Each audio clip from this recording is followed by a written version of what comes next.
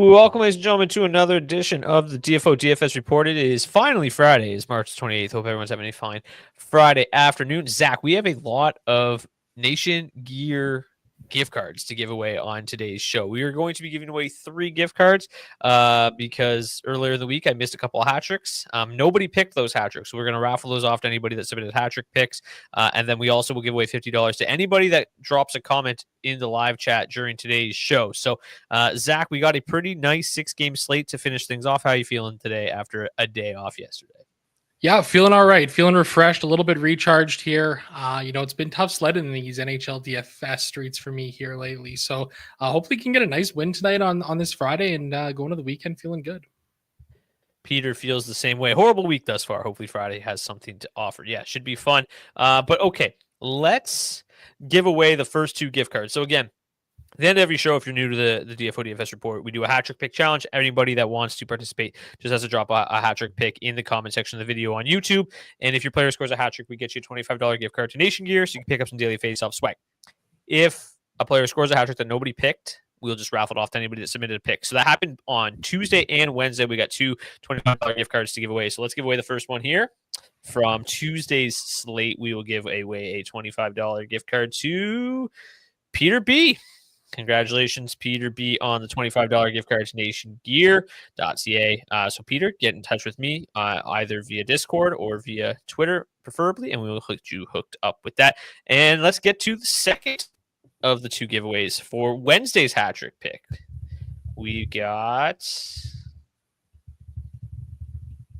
CFL fan 2442, I believe, won a couple Fridays ago as well. So really racking up the gift cards. And there you go. As Zach just pointed out, Peter B's Friday does have something to after. It didn't take very long to have a little Friday giveaway there for Peter B. Already looking up, it only took about 7 minutes since that comment. So appreciate that.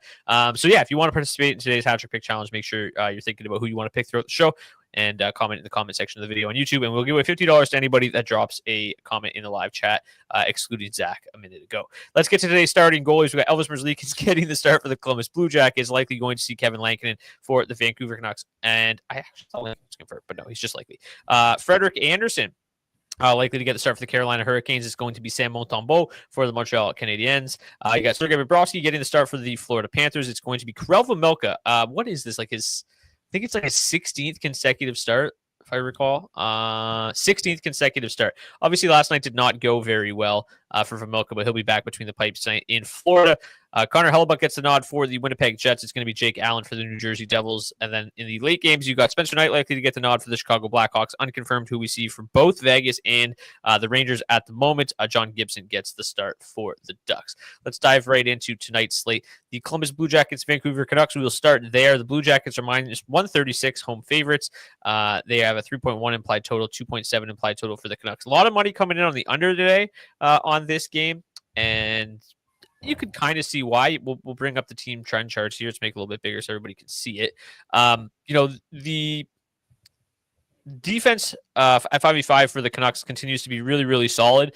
And then their penalty kill is really good. And boy, the Blue Jackets on the power play, like that power play has just gone completely dormant. Have not scored a 5-on-4 goal in their last 10 games. So you can kind of see why there's the chance for this one to go under, but at the same time, the Blue Jackets been a little bit snake bitten at 5v5, 2.94 expected goals for per 60, scoring just 2.11. So I think it can go one of 2 ways. I imagine that power play is going to heat up again eventually, but I mean, going up against this really good penalty kill for the Canucks as of late might not be the night for that. In terms of the matchups, pretty bleak matchups, as you might imagine, for the Columbus Blue Jackets. Not a ton of hard matching in this game, other than the first lines kind of going head to head for the majority of the evening. And then the bottom 9 is going to be a bit of a free for all, everybody kind of facing off against each other.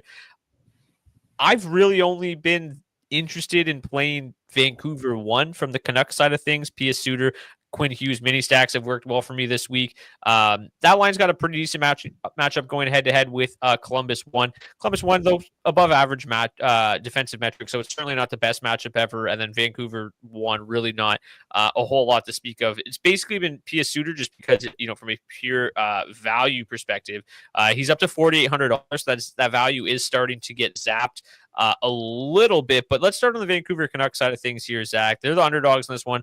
They are projected to see a decent chunk of ownership on this top line. Outside of that, I'm imagining Quinn Hughes will also, let me just pull up the defensive ownership here.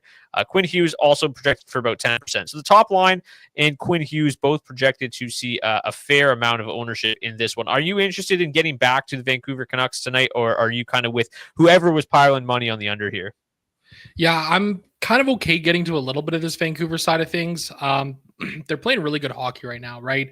And I think that's a reason to kind of get behind them a little bit. This game doesn't really feel the greatest as a whole. It's worth noting Vancouver too looks like a bit of a better target here, solely from the charts perspective, better matchup score, slightly better line stats. But, the mini stack of Quinn Hughes and P.S. Suter has been pretty strong these last couple of games. As I've mentioned, I'm okay with mixing in some Jake DeBrusk or a Brock Besser there as well. I don't know how much full stacking I'll be doing of this Vancouver side of things, but I think I got a little bit of interest in kind of sprinkling in there. Quinn Hughes is playing a little bit with that second line as well. So, if you wanted to get yourself a little bit different from the field tonight, you could go with a Connor Garland, Quinn Hughes mini stack. That's definitely a route to go there. Of course, you wouldn't get any pieces of the Vancouver, or you wouldn't really get the power play correlation for the Vancouver Canucks there, but it's not like they have a tremendous matchup on the man advantage or anything like that here tonight, ranking with fifth best power play on the slate tonight. So kind of middle of the pack. And that's kind of how I feel about the Vancouver Canucks as a whole here. I'm not really expecting this one to be a high scoring game. I think this is a bit of a lower scoring game here. And give credit to the Canucks, right? Like they've been playing really solid defensive hockey here. Like the metrics for all four of these lines have really been just tremendous as of late. So I think for me with this Columbus side of things, I'm okay getting there a little bit as well. I've been playing a lot more of this second line than the top line. Fantilli, Boone Jenner, Kent Johnson.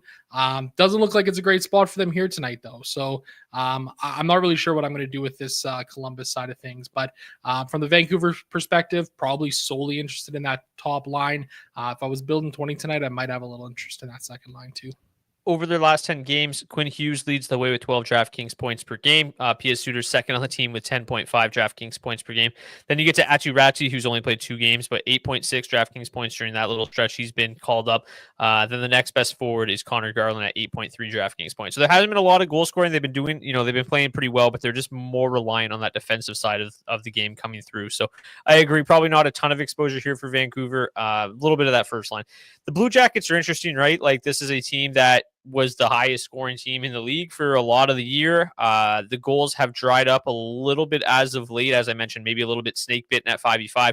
Power play has been anemic. They've scored 3 and 4 goals their last 2 games, 3 goals in each of their last 2 games. So offense maybe waking up a little bit, but man, this matchup is just so bleak. And it's, the guys that you were able to just wholeheartedly trust early in the year, Voronkov and Monahan and Marchenko, I think it's a little bit more difficult to trust them. That being said, Monahan looked good in his first game back, played nearly 19 minutes, had 2 assists in that game. So he's looked good. But, Marchenko, 6 DraftKings points per game over his last 10. Voronkov, like literally nothing to speak of. No goals over his last 10, just 1.7 shots on goal per game, 4.2 DraftKings points per game. So it's becoming increasingly difficult to trust this line. In the same breath, this is a line that we know was just so good together earlier in the year. These underlying metrics are outstanding. So they still grade out 6th best tonight. I don't know how much of like those strong offensive metrics actually are going to kind of show up tonight. A lot of those numbers were from earlier in the season when they were just the hottest line in the league. But I think I'm still willing to take a chance on them just because they are way cheaper than they were early in the year. And if they can somehow discover that form or rediscover that form, they're obviously going to be a strong play tonight. So 15,600 to full stack them. They're not seeing a ton of ownership. At least Voronkov is 11 and 9% for Marchenko and Monahan.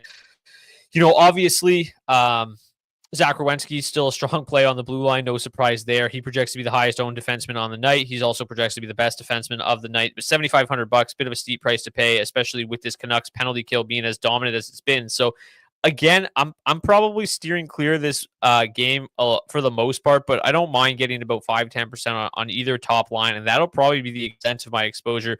Whenever you see all sorts of money pouring in on the under like it has today, somebody with a lot of money has a lot of faith in this being a low-scoring game, and I tend to agree with them. Yeah, definitely. I can understand that for sure too. I think for me, like, again, I pretty much agree with you here. Like, I'm comfortable getting to like 5%, 10% of this game here. Vancouver won. These guys have had some success against Columbus in their careers.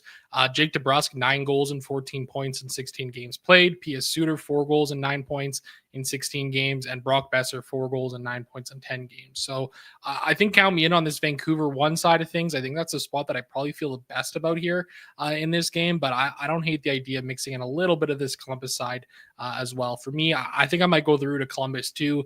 Obviously, again, it doesn't look great in terms of the line stats and the matchups, but they have been playing pretty solid as of late here. And I think it's definitely a way to kind of get yourself different. Boone Jenner and Adam Fantilli continuing to have solid floors with their shot volume.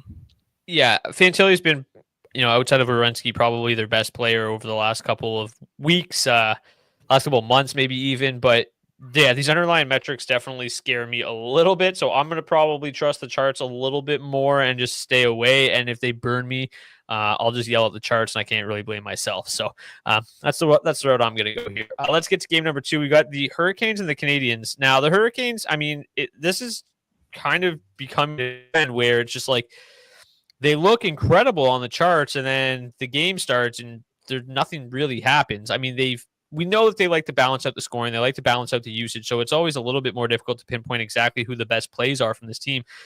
Right now, like, it should be Carolina 1. Like, they look incredible by the metrics. The matchup tonight's really, really good. You're going to see a lot of the second and fourth line for the Canadiens. Second line, horrendous defensively. So it should be a great matchup for Carolina 1 that's just dominating. Like, incredible offense metrics. Like, they should be a smash play and be nuking like every night. They grade out number 1 tonight. They're seeing 14% ownership, which is the second highest on the slate. I've been burned by these guys a bunch lately, but like it's really hard not to go back to them tonight. Seth Jarvis, $7,300, feels a touch too expensive. Sebastian Aho, he has massive games, but he's put up a couple real stinky performances recently. Jackson Blake is a solid value play pretty much every night. So I'm going to get back to them. It's probably not like as smashy as the charts make it seem, but like I'm going to get there because the metrics are just too good. They did shuffle the power plays a little bit going into their last game, but they're right back to the kind of their old look now with Jackson Blake back on that top unit. So they fully correlate in the top power play unit. That power play has the number 3 advantage tonight. Their power play has been pretty bad. But the Canadiens' penalty kill is literally the worst in the NHL, and that's an NHL in which the Detroit Red Wings exist. So that means their penalty kill is really bad over their last 10 games. So really like the Carolina Hurricanes tonight. Looks great at 5v5. Looks great on the power play as well. I don't know how much I'm going to full stack Carolina 2, but Taylor Hall is obviously playing extremely well. The shot volume has been really, really solid from him as well. Top power play unit usage. I really like Taylor Hall as a one-off at $5,400. I don't know how much I've ever really full stacked in Jesperi Kotkaniemi line, but I like Hall as a one-off. And then the third line, on these smaller slates, they tend to be a really strong value option. Martinuk, Jordan Staal, and Stankoven are just 11,100. They rated out 9th best tonight. They're seeing a modest ownership. The matchup for them is actually the best on the Carolina Hurricanes tonight. They're going to see a lot of that Suzuki line, which, as good as that Suzuki is offensively, they really struggle in their own end. So I don't mind Carolina 3 for a value stack tonight. Like, you take a look at the stacks here, like Florida 1 is super expensive, right? 22,500. So if you're looking for a cheap line to kind of pair with Florida 1, that's not going to see crazy ownership. Carolina 3 seems to be a decent route to go. So you're a Carolina. You play Carolina 3 more than I do. I always like giving them a shout out in the show and playing them maybe about 5% max, just because they are always such a solid value. But is this a night where you're going to kind of be hammering them in? Yeah, definitely. They look to be in a great spot here, this third line. I mean, coming in as the 9th best line to target on the slate overall. They're seeing, a chunk of ownership here as well, about 7.2%. Similar to what Carolina 2 is seeing, about half that of Carolina 1. So I think they're a great line to kind of mix into your lineups here tonight. I'm certainly going to be getting there, probably with a little bit more than I really should, but I'm an absolute truther for these guys. They've come up clutch for me before, and I'm comfortable running them back here. The matchup for them tonight is just excellent. 64% of their ice time going up against that top line for the Montreal Canadiens, who, for as great as they've been defensively, or offensively rather, defensively, they've absolutely stunk here as of late. So I really like this spot here for the Carolina Hurricanes. And I think for that reason too, I have pretty much no interest in getting to Montreal 1, even though they're a line that I do like to play. That matchup, just going up against that third line for the Hurricanes, is a rough one. I mean, Jordan Staal has been the matchup guy for a long time there in Carolina. Still a guy that I'm going to tend to avoid as much as I can in terms of stacking against. So I love this Carolina side of things. You know, for me, with my limited lineups tonight, I think I'm going to attack this power play as well for the Carolina Hurricanes. You know, load up that top line, get Taylor Hall, Shane Goss to spare in there as well. Feels like a fairly easy thing to do here on the slate, just kind of given some of the pricing. And I think there's some ways you can kind of get yourself a little bit different too with some other lines on this slate tonight. So that's kind of the way that I'm looking at this game here. I am definitely nervous about Carolina 1 biting me again because I've been playing a ton of them lately and it just really hasn't come through. But, you know, a guy like Jackson Blake is absolutely snake bitten right now. No goals in his last 20 games, even though he's generating 1.6 individual expected goals per hour and 9.2 shots on goal per hour. Like, there may not be somebody more due right now for some goals than Jackson Blake in the entire NHL, and certainly on this slate here tonight. So I have no issue getting back to this Carolina top line as well. And for that matter, you know, Seth Jarvis, Sebastian Aho, I mean, these are guys who have been scoring at good clips, but their shooting percentages are about half of what they've been over the course of the entire season here over their last 20 games. So as a whole, I look at this Carolina 1 line as a line really due for some offense, and I certainly want to be on them when they pop, because when they pop, boy, they're going to go absolutely off at I think. Yeah, so Jackson Blake's a guy I've been talking about a lot lately, especially between this show and my season-long podcast. Goalless in his last 22 games. In his first 49 games of the season, he shot 15.3%, and now he's shot 0% for the last 22 games. So the dam is going to break eventually, as you mentioned, still generating a lot of quality looks, still generating a lot of shots on goal. If we look just at the last 10 games, he's averaging 3 shots on goal per game. So the floor is still pretty steady for a guy at 4,600, and he's a guy that right now is due to pop 2 goals in a game for sure. And it seems like it's coming eventually. I mentioned Aho struggling a bit. He's still 7,300. He's only at 6.9 DraftKings points per game over his last 10 games and just 1.7 shots on goal per game. So not providing a very good floor. The upside hasn't been there either. So hopefully that limits the ownership a little bit, but we shall see. On the Montreal side of things, you kind of already alluded to it. I'm not going to play them. They grade out really well in the charts. I don't know why. The matchup is not very good. The underlying metrics are obviously good. The usage is obviously good. I just don't think I can get there, to be honest with you. Like, this is not a line that I play a lot of on a regular basis. And then in a matchup like this, it's just certainly not a spot that I feel all that interested. So I'm a little surprised at how well they grade out in the charts, because I don't think I have any interest at all. The matchup at 5v5 is bad, and the matchup on the power play is almost the worst of the night. They go up against the second-ranked PK. This is just not a good matchup. I just, playing anybody against the Hurricanes just kind of seems silly outside of what the LA Kings did to them like a couple days ago. Just to give you an idea. So this is their last, 10 games. They gave up 1 goal, 2 goals, 2 goals, 1 goal, 2 goals, 0 goals, 1 goal, 7, 2, and 3. So they've only given up more than 2 goals twice in their last, 10 games. So they've been very, very stingy on home ice tonight too, where they can get that matchup. I'm just off Montreal this evening.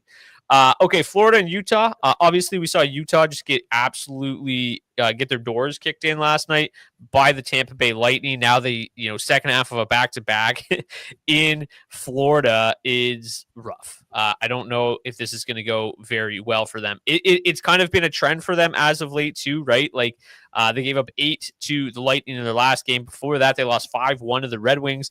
And then they gave up 4 goals previously to Tampa in their game before that. So this is a team that is struggling defensively right now. It's been mostly bad goaltending, but I mean, Vejmelka, as good as he's been this year, this is 16th consecutive start. Like, that's going to catch up to you eventually.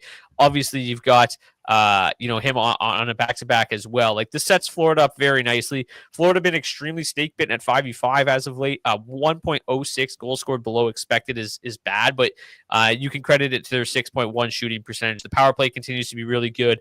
The PK for Utah, not great. So this feels like a really, really good spot to get to the Florida Panthers this evening. Also, Brad Marchand expected to make his Florida Panthers debut tonight. He'll be with Samoskevich and Bennett on that second line. Unclear who's going to be on the top power play unit. I have projected Marchand to just slide on to PP2 for now. He very well could be on PP1, but for stacking, I mean, I guess if you're power play stacking Florida, it matters. But if you're stacking like Florida 2, it doesn't really matter, right? One of the two is probably going to be on there. I imagine he replaces Samoskevich. Maybe he replaces Bennett. I think that's a possibility as well. But either way, you're going to probably have two players from each of those top two lines on that top power play unit, regardless of who it is. Florida 1, as I mentioned, 22,500, most expensive line of the night.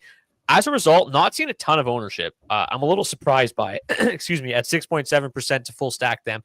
Verhage, 3.7, super low. Florida 2, where are they at? I feel like they got to be around here somewhere.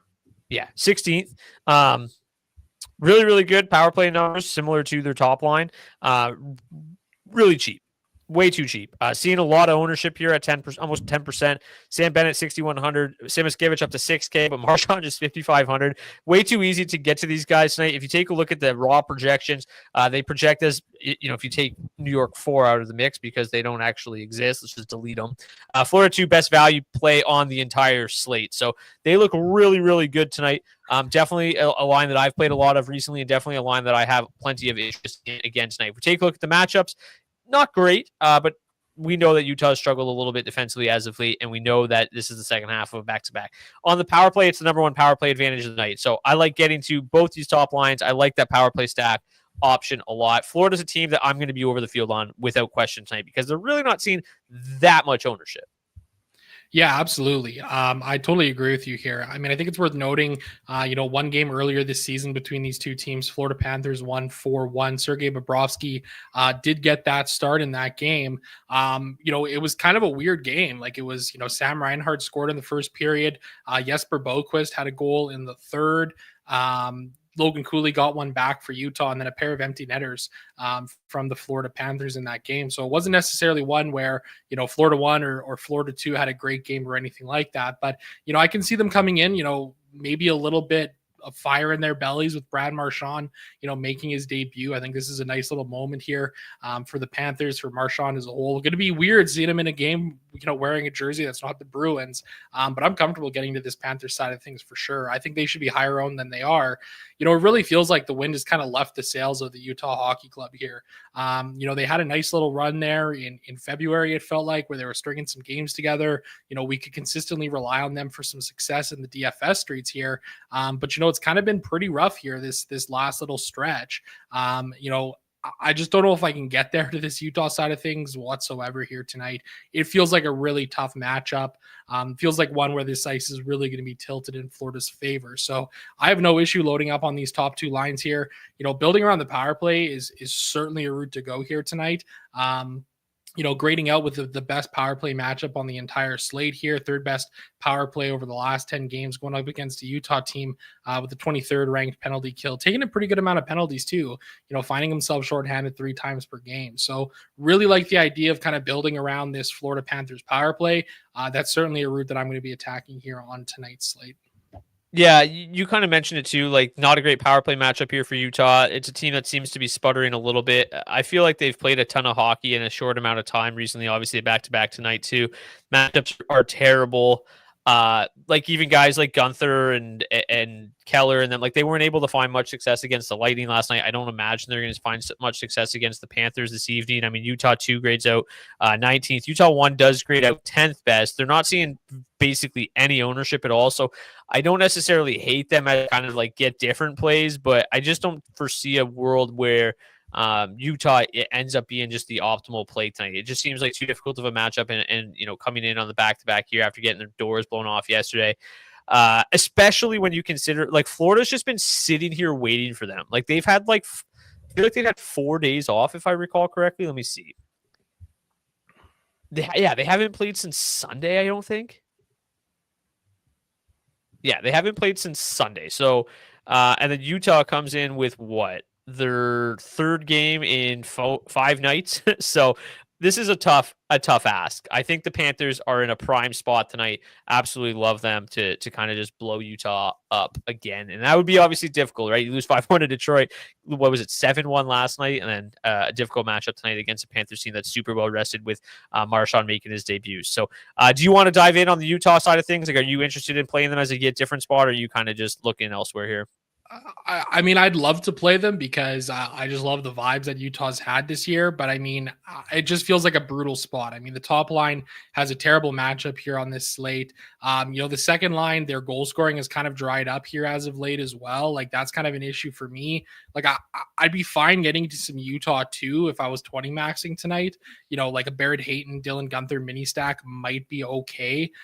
Just because of some of the shot volume that you're getting from these guys. I mean, Hayton's prices come down a little bit. So is Gunther's. Hayton still 7.8 shots on goal over his last 20 games. Dylan Guenther, 13.5 shots on goal per hour over his last 22. I think Gunther's maybe a fine one-off play for some shot volume and stuff like that. But at $6,400, I don't really feel the greatest about it. I don't think I'll be getting to any Utah here tonight. Like, it feels really rough, man. And again, like Karel Vejmelka, how much he's played as of late, playing in the second half of a back-to-back here. Obviously, there's not a ton of travel here, given that they just played the Lightning in Tampa last night. But yeah, it just feels too tough for me to get to this Utah side. Yeah, and I mean, you mentioned it. The pricing has come down a little bit, but it's still pretty high, especially given this matchup. Like, Guenther was only $5,800 yesterday. He's $6,400 today. Keller's still $6,700. Cooley 54, Schmaltz 52. Like, they're not that cheap in a brutal matchup. So if you're playing 20 lineups, maybe mix in 5% in case they get lucky. Because they are talented enough, but it just feels like not a good spot here. Winnipeg and New Jersey, the Jets minus 190, 3.3 implied total.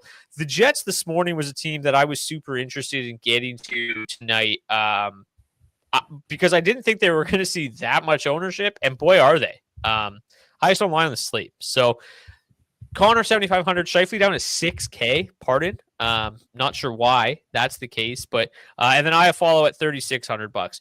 I follow was outrageously high owned the other night, and obviously for good reason. He's moving up. He's super cheap. He's on the top line, on the top power play unit. We talked about this on the DFO Fantasy podcast the other day. Like, he's a guy that's always played on the top line. Like, going back to his time in LA, like played with Kopitar, played 19 and a half minutes a night, never really did that much offensively. So I don't mind sprinkling him in, but like, how high owned was he? Like 20% again? Yeah. Okay, 11%. So a little bit lower, makes a little bit more sense tonight, but I'm not jamming him in like I was the other night. He was a lot cheaper the other night, and he's been in these spots without all that much success in the past. It's interesting because they don't grade out necessarily all that well, despite being the highest online on the slate. But I am still interested in getting them because the price tag is so ridiculous. And then the matchup here is pretty good, right? The Devils not very good defensively, penalty kills struggling. It's a good matchup here for the top line of the Jets. But in terms of individual matchup, it doesn't look that appealing. And then with IFO instead of Velarde, the offensive metrics take a big nosedive. So this was a line that I kind of thought was going to be sneaky, and then the pricing came out, and now it's obviously not sneaky. And now I'm going to probably go the other way and be under the field here on them. Just they don't grade out necessarily great in the charts, but they are a line that just absolutely smashes. So I'll still at least 10% for me because the pricing is just way too low. Jake Allen has outplayed Jacob Markstrom badly as of late. Allen's actually been quite serviceable in the month of March. He's been really good, 943 save percentage in 4 games. And if you date back to basically right before the Four Nations break, he's got a 931 save percentage in his last 7 games. So he's been solid. I don't mind him as a kind of get different goalie tonight either. I think he's got some chalk busting potential this evening. But I'll be getting to some Winnipeg 1. Winnipeg 2, Winnipeg 3, their underlying metrics are okay. I just don't know if they have enough individual offensive punch to make a difference. Like with Lowry up there with Ehlers, I'll probably just one-off Ehlers. And then the third line, I probably don't have that much interest in. So I like Ehlers one-offs. I like jamming in some Winnipeg 1 tonight, but I probably won't meet the field at 20% like it looks like they're going to be. Yeah, it seems like a lot of ownership here. I mean, the Devils, they've had their struggles as of late for sure. But this feels like a lot for a trio that, haven't really had success together in terms of their line stats. The matchup is obviously pretty rough here tonight for this top line of the Winnipeg Jets. Going to see 43% of their ice time going up against that New Jersey Devils third line, which has been really good defensively as of late here. So it feels like a tough spot for the Jets. I'm not building many lineups. I'm not entirely sure if I'm going to get to Winnipeg here on this slate tonight. I do like Jake Allen as a goaltending option here. Not the greatest success, over the course of his career going up against Winnipeg. But as you mentioned, like he's been great for this team here as of late as well. So, the Devils, they're still kind of, hanging out in the mix there. They're in the playoff picture. I just haven't, I don't know, man. I just have a bit of a hard time thinking that this is going to be a super high scoring game.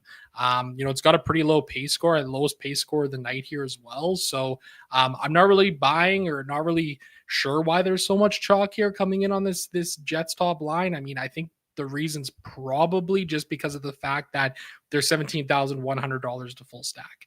And I can get that for sure, but they do grade us at a 21st best line on the slate overall. The power play matchup is like, it's fine. It's nothing special. I mean, it's middle of the pack on a 6-game slate here. So I'm not sure. I'm not sure if I'm going to get to this Winnipeg Jets top line. Probably won't get to that set. Maybe, I think actually I could see myself getting to a little bit of that second line. You're getting good value with Lowry and Hamilton. I've played Winnipeg 3 this year. And Nick Ehlers just continuing to be a volume hound, 10.3 shots on goal per hour over his last 20 games. Muted myself there. It's interesting. Yeah, it's an interesting one. Like I feel like the Jets offense hasn't been that explosive as of late either. Kind of coasting to the playoffs here. It seems like they've been fine, still scoring like 3 goals a game.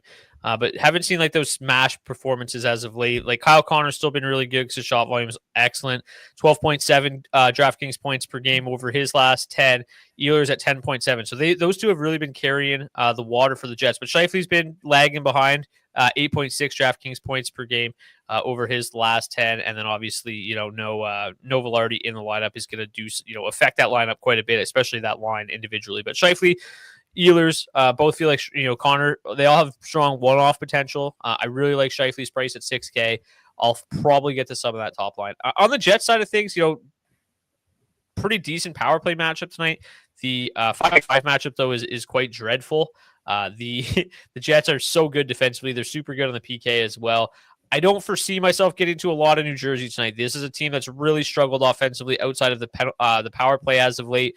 Timo Meier's been great. Nico Heischer's been solid, but this is just not a good matchup. So I think if the Jets are to win this game, it's going to have to be low scoring. They're just not generating enough at 5v5, and the Jets are just too good defensively for me to have a lot of interest in the New Jersey Devils side of things. In terms of ownership, nothing coming in on New Jersey. New Jersey 1, about 3%. New Jersey 2, about 1.6%. So I don't know. I don't think that I'm paying $7,200 for Heischer, $7,200 for Meier in this matchup. Bratt, 7K. Mercer doesn't do much. So I'm just going to probably stay off New Jersey tonight. Yeah, I can totally get behind that too. It feels like a pretty rough spot here for the forwards on this Devils team for sure. One thing that's kind of interesting, they've had some past success going up against the Jets. Nico Heischer, 5 goals, 11 points in 11 games. Timo Meier, 6 goals, 12 points, 17 games. And even Andre Palat, a guy who's really not known for putting up a lot of points, 5 goals and 17 points in 21 games. I'm actually playing a Luke Hughes one-off from the blue line in our head-to-head tonight, $5,400, 4 assists in 3 games played against the Winnipeg Jets. I could see the Jets finding a way to get some offense going here, but I just really have a hard time thinking that they have the potential to kind of break this slate open. Connor Hellebuck continuing to be the best goaltender in the world this season, 9 wins, a .223 save percentage, or goals against average, a .926 save percentage in 12 games against the Jets. So if the Devils are going to pull this one out, it's going to be in a low-scoring game. Don't really envision this being a spot where they're really going to bust a slate open and take you to the top of a GPP or anything. Connor has the highest projected points in the charts. Winnipeg 1 always makes sense because of that. Yeah. Like they obviously project really well tonight, and that's why I'm going to get there. Like the projections love them. They have a high. What is it? The 3rd, 4th highest, 5th highest. implied total on the slate, like they project extremely well. Kyle Connor, top projection of the night. Nick Ehlers, 5th highest projection of the night. Mark Scheifele, about 14th highest projections. Like they project really well, and I can kind of get it, and that's why they're obviously showing up in a lot of lineups elsewhere, as well as I get a phone call here. Ignore you, thank you. So yeah, they make sense. I just don't know if I can get up to 20%. What I can get to though is an agreement with Marco here. Zach and Brock is a legit stack. Appreciate that. Yeah. I would. That's a good mini stack every day of the week. Mostly Monday through Friday, actually. But okay, let's get to the 5th game of the night. You've got the Chicago Blackhawks and the Vegas Golden Knights. Golden Knights minus 317 road favorites tonight, 4.0 implied total. They look pretty good tonight.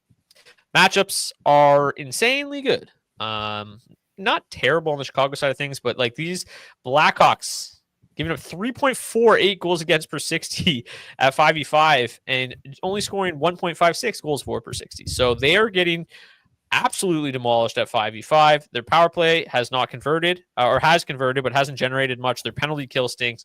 Blackhawks just stink. The Golden Knights, on the other hand, playing very well defensively. The power play is humming. 5v5, they're okay. Matchup wise tonight is just insane. You're going to see a lot.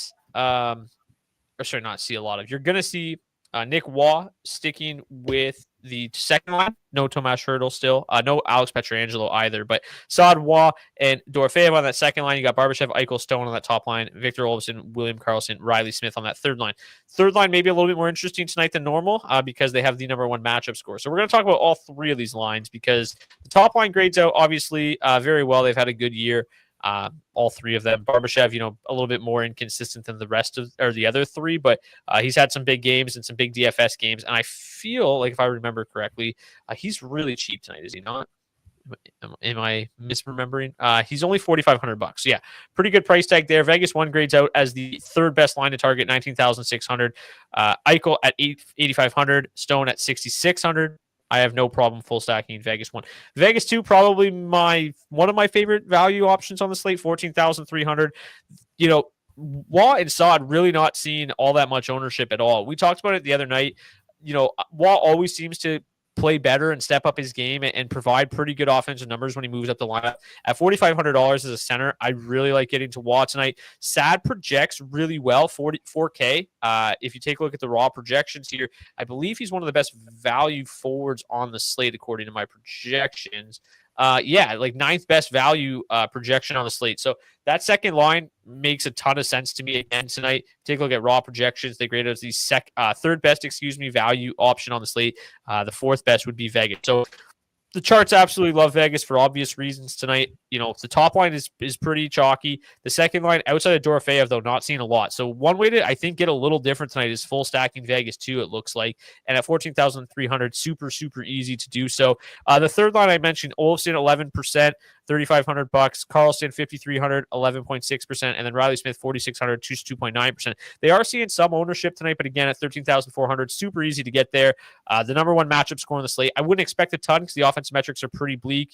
William Karlsson, not the known for producing tons of offense. That like his lines typically very solid 2-way lines more often than not, but some pretty talented scoring wingers with him right now, right? Smith and Olofsson can obviously get the job done, so I don't mind getting to them as a value, but most of my interest comes in this top 6. I'll probably sprinkle that third line in a little bit. I don't think you can try your best. I don't think you can talk me into playing the Blackhawks.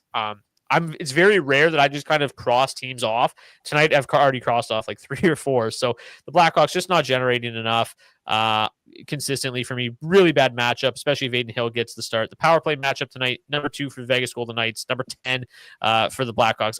I can't pay for the Chicago Blackhawks outside of the value defenseman that they've got. Lev Shunov, obviously still a strong value option. I think he's the 2nd highest owned defenseman on the slate tonight, $3,100. He's getting the job done pretty consistently. Might be able to get to him. And that's probably the extent of it for me. How about you? Yeah, I mean, I'm excited for the day when I can feel comfortable playing the Chicago Blackhawks. I just cannot get behind it right now. It's just too rough there on a consistent basis. I mean, I think argument you could make if you were trying to get there is that a couple of these guys have had some success against the Vegas Golden Knights. Connor Bedard, 2 goals, 4 points in 5 games. Tara Vinen, 2 goals, 11 points in 14 games. Frank Nazar, 3 assists in 3 games for some reason. But, their DraftKings point totals in those games are not anything that's going to bust a slate wide open or anything like that for you. And given their pricing, it just feels like there's much better spots to get to. So I think for me, that's why I'll be crossing off the Chicago Blackhawks here tonight. Vegas, I got a lot of interest in them. I mean, I think the power play route is certainly a good one to build around here. They got the best or second best power play matchup on the slate overall, second ranked penalty kill going up against a 26th ranked PK. Taking a fair amount of penalties, 2.8 times shorthanded the Chicago Blackhawks are over their last 10 games. I really love this shout on this third line as well here, Brock. I think they got a chance here to kind of make an impact on this slate. They're seeing some ownership. Victor Olofsson, 6 goals and 8 points in 9 games played, going up against the Golden Knights tonight at $3,500. I think he's just really solid value play here. But for me, I think I'm just going to be kind of trying to build around this top power play unit. I think that's kind of the route that I'm going to be attacking here. I just realized that in my DFO head-to-head, I've got the wrong defenseman in for my power play mini stack, so that kind of sucks. But Pavel Dorofeyev and Shea Theodore, I think, is a great mini stack here that you can go on this slate tonight too. Yeah, I mean, Dorofeyev obviously seen a lot of ownership. William Karlsson was the guy that replaced Hurdle on that top power play unit. I think they only saw like 13 seconds of PP time the other day and scored a goal. So, he gets a boost there on that third line as well. In terms of just DraftKings points over their last 10 games, it's been Dorofeyev, Eichel, obviously carrying most of the water here. Eichel at 15.1 DraftKings points per game, Dorofeyev at 12.5. Mark Stone been really solid lately. 2 goals, 10 assists in his last 10 games. Pretty decent floor as well, 2.6 shots, 1 block per game. He's averaging 11.8 DraftKings points. Then Sod and Nick Waugh are 4th and 5th best at 8 DraftKings points per game, respectively. So I really like that second line yet again this evening. Nobody on the Chicago Blackhawks averaging over 10 DraftKings points per game over the last 10 games. Shockingly, Ryan Donato has cooled off considerably. Let's see here. Doro plus Eichel plus Theodore seems like a decent stack. Yeah, it's definitely a decent way to get different. They're going to be popular, but those 3 specifically together, just those 3, I think is an interesting route this evening. This Anaheim, New York game, boy, I mean, I have no idea what to do with this game. They both are horrendous defensively. Horrendous. The Ducks seem like the better side to stack tonight, which is crazy. I mean, this team is playing well offensively. We've said it for a month now. Power play continues to suck. Penalty kill continues to suck. So you're probably not doing a lot of power play stacking this game, but I mean, there is a route to targeting the Ducks tonight for sure. It kind of felt like it was just that one line for a while. They've given us some options now. Anaheim 1 still grades out the best. They're also only $16,700 tonight, which seems nice. Anaheim 3, Zegras, McTavish, Colangelo have been awesome. They are $15,600. McTavish has probably been their best player of late. He averages the most DraftKings points over their last 10 games at 10.2, followed by Alex Killorn. Seems like a decent value at $4,400. Leo Carlsson playing very well as well, though, at on that second line. He's just $4,700, really seeing no ownership at all. So, Cutter Gauthier is getting the job done despite, not playing a ton. The shot volume's okay. But, like, all 3 of these lines make a little bit of sense in their own right. Like, they've all had big games over the last couple of weeks, and I think that there's reason to have interest in literally all 3 of them. To me, I think Anaheim 3 is probably the most intriguing. They've got the best or the second best offensive numbers, but they're scoring the most of late. They also see a little bit more usage than that Leo Carlsson line, and they also have the best matchup of the 3. So if I had to pick one, it would be McTavish, Zegras, Colangelo. But I think all 3 of them are worthwhile. It's just like it feels kind of like an LA Kings situation where it's like hard to pinpoint exactly which one. So I might just go with Anaheim 3 and just hope the other 2 don't go off. I don't think I can spread out my ownership that much on Anaheim tonight. Do you have a preference among the 3 of them? Not really. Like, it feels like you're kind of flipping a coin here, and it feels like whatever way it lands, you're getting less than 50% odds of them being a great play. Like, it feels tough to get to the Ducks on a regular basis. I talk about it all the time. I mean, I think the third line is an interesting option. Over the last 20 games, Mason McTavish leading all Ducks forwards in individual expected goals per hour with 1.4. That's 0.3 more individual expected goals per hour than anybody else on this Duck side of things. They're finding ways to continue to score here. And I think that's what kind of makes them an interesting play here, especially when you look at, the rest of this lineup. I just don't know if I can feel confident enough in them. Like, that's kind of the issue for me. It feels like the top line is the route to go here. But they really just haven't been producing a whole lot as of late. I mean, 2.1 points per hour for Vetrano, 2.0 for Terry, 1.8 for Strome. Vetrano's shot volume is kind of dipping a little bit here as of late. They're still generating some quality chances, but just really struggling to capitalize on them.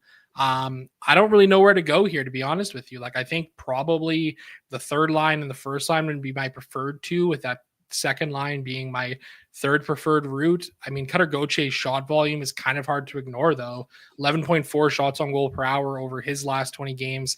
Leo Carlson scoring 1.7 goals per hour over his last 20. Like, I like the Duck side of this game. I just don't really know exactly where to go with it. So that's kind of the way that I look at these Ducks, man. Like, it feels kind of tough to get there. And I think part of the issue too is the fact that, like, they're all priced so similarly. Yeah. That kind of makes it a little bit of an issue too, where it's not like you're getting one clear value above the rest of them.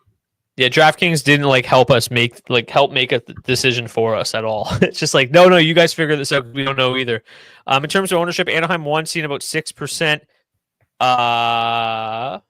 Anaheim 3, 1%, and Anaheim 2, 1%. So I think that they are an easy route to get different tonight, and it makes sense. I mean, when you look at the team trends here, like, it makes sense. They have the second highest expected goals for per 60 at 5v5 in the NHL over the last, or on this slate over the last 10 games, going up against the team that gives up the second most expected goals against per 60 at 5v5. So, like, logically, at 1% ownership, I think that second and third line are worth targeting in deep tournaments. If I'm building one lineup tonight, they're not my play, but I don't mind getting to this Duck side. The offense has been pretty solid as of late. Obviously, if Shesterkin gets the start, we know what he can do. He's had some huge games. He's had some stinkers. For the most part, his last 8 games, 922 save percentage, been pretty solid. So that's the other factor, right? This is still a team, trying to fight for their playoff lives here, and I imagine Shesterkin will be the guy tonight, but that's another kind of risk factor here with the Ducks. Boy, the Rangers side of things, I don't know what to do there either. I mean, the Ducks, not very good defensively, penalty kill, not very good, but then the Rangers power play sucks. Matchup-wise, it's pretty good across the board. Underlying metric-wise, not great. So, who's been playing the best for the New York Rangers? It has been Panarin. Obviously, he's kind of just their steady rock. He leads the way with 10.8 DraftKings points per game. He's also only $7,600, which is interesting. Vincent Trocheck is second on the team with 9 DraftKings points per game over his last 10 at $6,100. Then it's Miller, Fox, Brodzinski, Zibanejad. What are your plans? Like, I think for me, I don't love the look of these metrics without Lafreniere. That's basically all this sample is just what have Trocheck and Panarin done without Lafreniere, and it's not great. They still score 3.9 goals per 60 though, because Panarin's awesome. So New York 1's probably the route that I will still get to in this game at $16,700. Othman, obviously a talented young player at 3K, I think can provide some nice salary relief there. And I think this line can have a big game. The third line grades out a little bit better, but I just have a hard time trusting Kreider and Zibanejad. They've done not enough this year to really warrant playing them over Panarin and Trocheck, in my opinion. Do you have any different opinions? Like Lafreniere, Miller, Brodzinski, like they've all played pretty well, seeing literally no ownership. Like, are they the better route to go just to get different? What are your thoughts here with the Rangers? I think, to me, looking at this spot here, I think you kind of want the big guns from the New York Rangers. Who's that? Well, it's Artemi Panarin. I mean, that seems like the guy to kind of build around here. He's got a great individual projection. Trocheck has a strong projection here on this slate as well. You got Brendan Othman there at $3,000 at just 7% ownership. Obviously it goes without saying, Othman's had some struggles here in the NHL, really trying to find a way to get going here over the Rangers' last 20 games. But, he's got 12 goals and 20 points in 27 American Hockey League games this season. Like, he's a guy who can score. It is going to be, if it is John Gibson here tonight for the Ducks, I like the idea of getting to the Rangers here for sure. I think for me, probably just sprinkling in like 5% of that top line into my builds is the route that I'm going to go. I don't think I can get to the rest of this Rangers lineup. It feels pretty rough. One thing worth mentioning just on this game as well, Igor Shesterkin, 2 games played against the Ducks in his career, 2 wins, a 3.0 goals against average, and an 850 save percentage.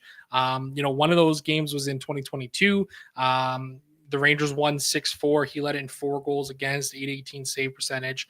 The second game in January 2024 allowed 2 goals against on just 18 shots on goal. So, I don't know, man. I don't really know where to go with this game. I hate it, to be totally honest with you, but I'm going to have to find a way to get there, I think, because the last thing that I want is, the Rangers or the Rangers top line specifically to just break out tonight and bust the slate wide open and not be on it. Because, again, it is the Anaheim Ducks. Like, they're still really struggling defensively. I mean, yeah, I honestly feel like the slate kind of hinges on this game because it's seen way less ownership, at least projected ownership, than I thought it would.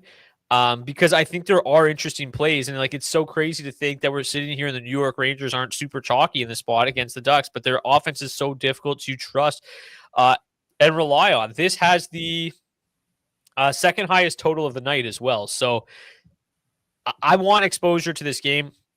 I agree it's difficult to figure out. I think that New York 1 would be my favorite. I think New York 2 is probably my second favorite because they're seeing literally no ownership at all. And like I read off the numbers here in terms of their last 10 games. JT Miller's 3rd best in terms of points per game, DraftKings points per game, and then Brodzinski's 5th best. Brodzinski's been pretty capable.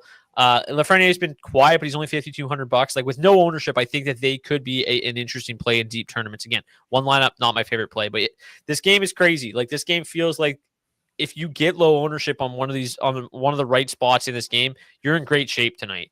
It's just finding that right spot. So for me, I think it's Anaheim 2 and New York 1. Those would be my routes to go. If you had to pick one line from each, which way are you going? If I had to pick one line from this game in total or from each side, it's probably New York 1 and probably Anaheim 3 for me. Interesting. Okay. Also, Diego says he agrees with Marco. One of the top duos in the business. Always a great mini stack. Love to see it. Wow, the boys are coming in firing on a Friday. You absolutely love to see it. Okay, let's get to the defensemen and the goalies, and then we've got another giveaway. So again, if you just arrived, if you drop one comment in the live chat during the show, you will be entered into a draw to win a $50 gift card to Nation Gear. You can pick up some DFO swag, Oilers Nation swag, whatever you're looking for.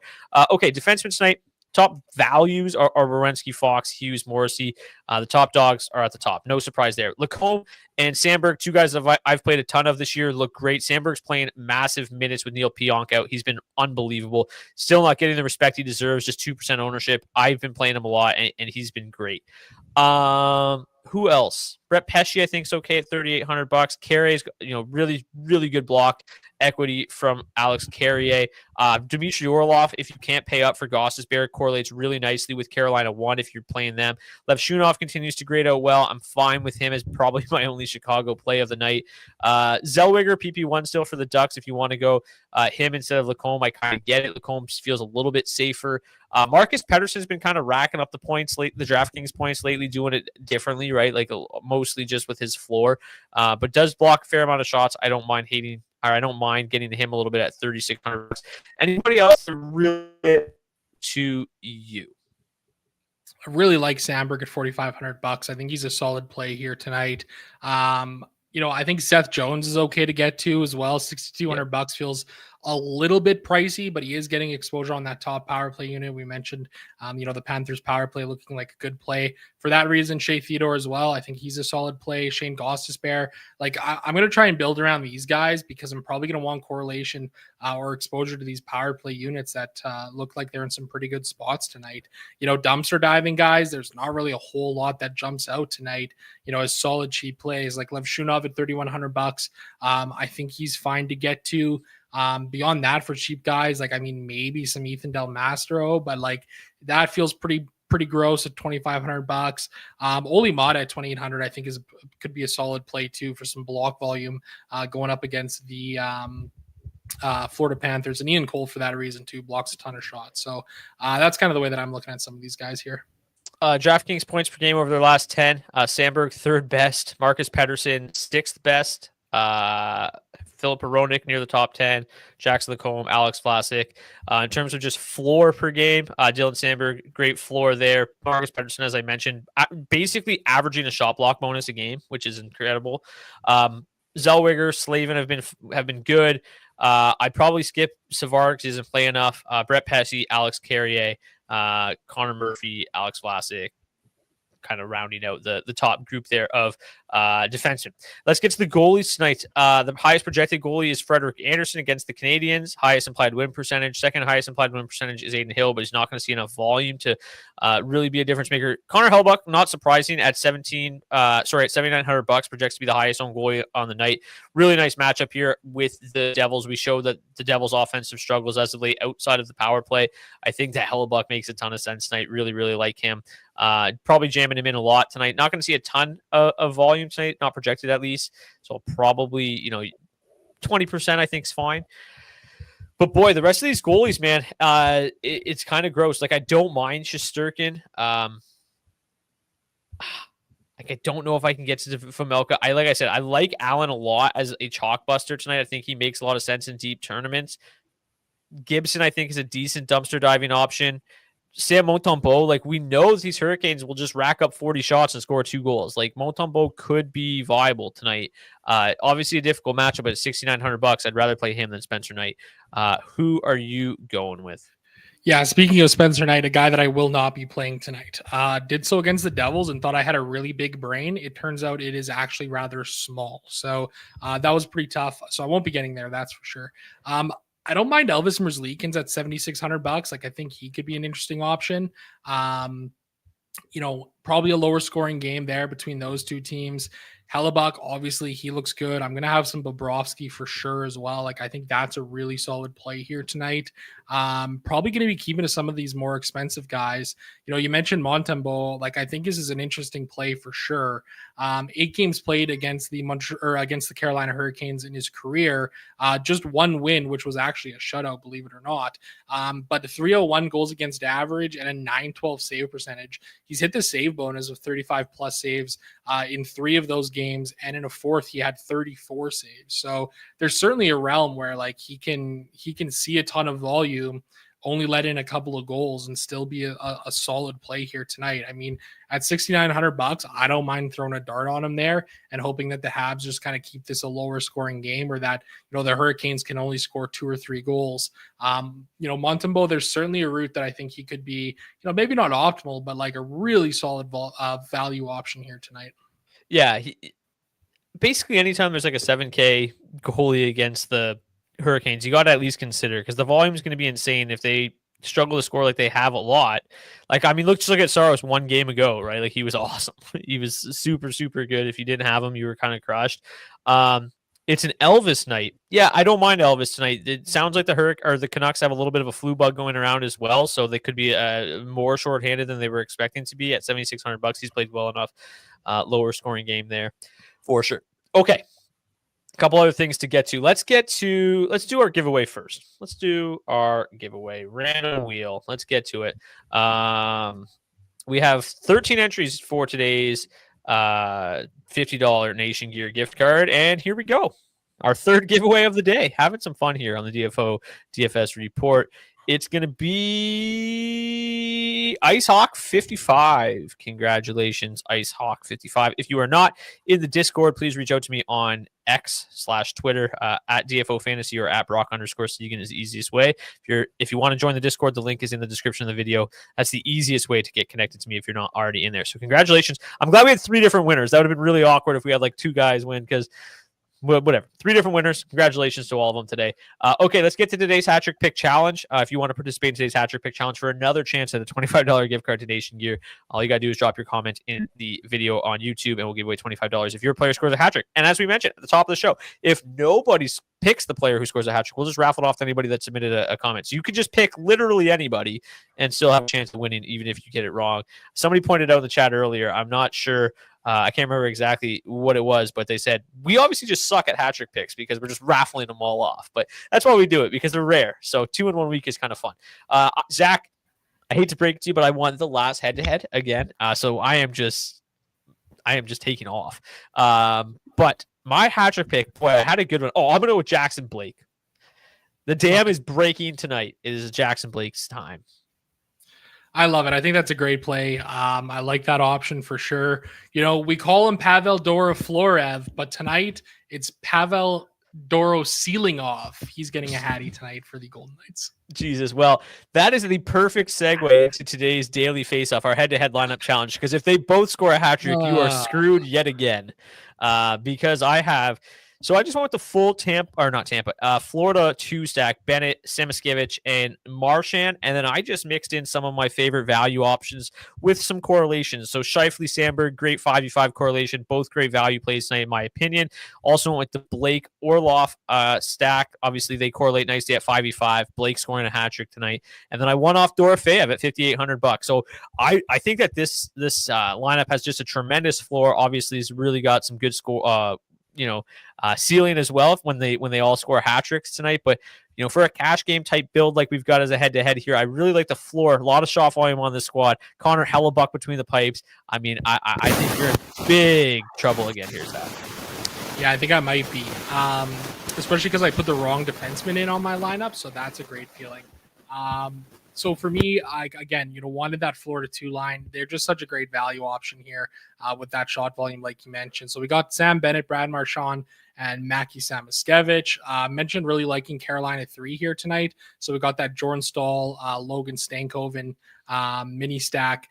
And then again, messed up here on the blue line. So Pavel Dorofeyev and Noah Hannafin, you get a little correlation there at 5-on-5. But the route that I would actually go is pivoting to Shea Theodore and Shane Gostisbehere on the blue line here instead of what I got right now. So, but I think it's still a fine lineup. I still like the way that it looks. And then Sergei Bobrovsky looks like he's in a great spot against the Utah team tonight. I obviously edited my season record, but forgot to edit yours. So I'm giving you a little bit of hope there with your season record, but the real one's on the other side if you want to feel devastated heading into the weekend. We're still looking for a punishment for Zach. So if you have any ideas during the live chat, drop them in the comment section. You know how it's just a punishment for you now? I'm counting my chickens before they hatch here. But I do have a 6-game lead with only a couple weeks left in the season. Feeling pretty good, Zach.